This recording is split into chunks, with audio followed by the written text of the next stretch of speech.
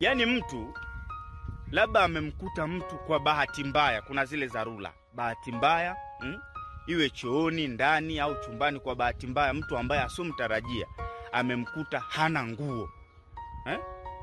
Basi baadaye kuja kuhadithia, bwana kiukweli kwa bahati mbaya nimemkuta fulani hana nguo, yani hajavaa nguo. Utamsikia tu macho makavu, sura nyeupe kama muogo mkavu. Nimemkuta fulani yuko uchi wa mnyama.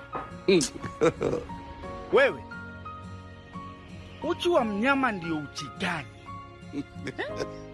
Na kwa nini binadamu awe na uchi wa mnyama? Ameutoa wapi? Uchi wa mnyama ukoje?